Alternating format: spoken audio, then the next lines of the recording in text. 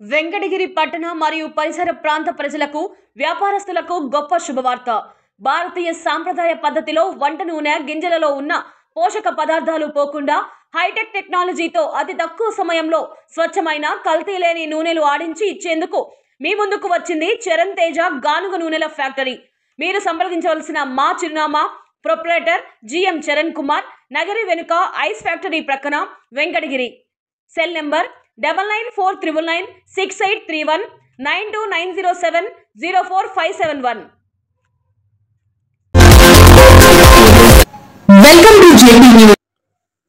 కూటమి ప్రభుత్వం అధికారంలోకి వచ్చాక రాష్ట్ర వ్యాప్తంగా ప్రభుత్వ జూనియర్ కాలేజీలో చదువుతున్న విద్యార్థుల కొరకు డొక్కా సీతమ్మ మధ్యాహ్నం భోజనం పథకం నేడు రాష్ట్ర వ్యాప్తంగా ఉన్న ప్రభుత్వ జూనియర్ కాలేజీల్లో ప్రారంభించారు. ఈ సందర్భంగా నెల్లూరు జిల్లా రాపూర్ ప్రభుత్వ సివికే జూనియర్ కాలేజీలో చదువుతున్న విద్యార్థులకు డొక్కా సీతమ్మ మధ్యాహ్నం భోజనం పథకంను రాపూర్ మండల టీడీపీ పార్టీ అధ్యక్షులు దందోలు వెంకటేశ్వర రెడ్డి ఆధ్వర్యంలో ప్రారంభించారు.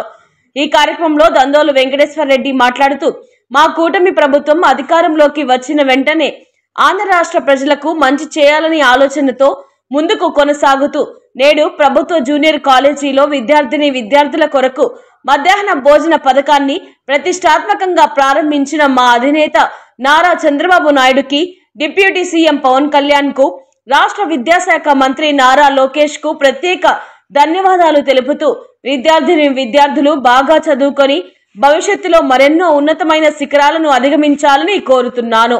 ఈ కార్యక్రమంలో ప్రభుత్వ CVK junior college principal Naik, కళాశాల అధ్యాపకులు, కళాశాల సిబ్బంది మరియు ప్రభుత్వ డిగ్రీ కళాశాల ప్రిన్సిపల్ హనుమంతయ్య మరియు కూటమి పార్టీ నాయకులు సయ్యద్, బత్తిన శ్రీహరిరెడ్డి మరియు ఆయా శాఖల ప్రభుత్వ అధికారులు తదితరులు పాల్గొన్నారు.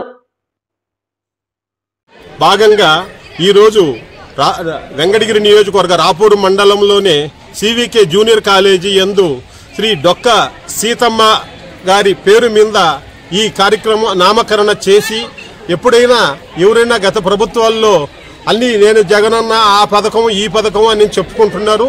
ఈరోజు అబ్దుల్ కలాం గారి పేర్లు కానీ, స్వాతంత్ర సమరయోధులు ఎలా కష్టపడ్డారో ఆ రోజులు వాళ్ళు ఈ డొక్కా సీతమ్మ అనేది ఎవరనే తెలియకున్నా కూడా ఆమె పేరుని ఈరోజు రాష్ట్ర వ్యాప్తంగా కూడా పేరు తెచ్చే విధంగా చాలా మంది పెద్దలు, స్వాతంత్ర సమరయోధులు పెద్దలు చేసిన కార్యక్రమాలను కూడా ఈరోజు వెలుగులోకి తెస్తూ చంద్రబాబు నాయుడు గారు ఆమె పేరు మీద నామకరణం చేయటం కూడా చాలా ధన్యవాదాలు తెలియజేస్తున్నాం.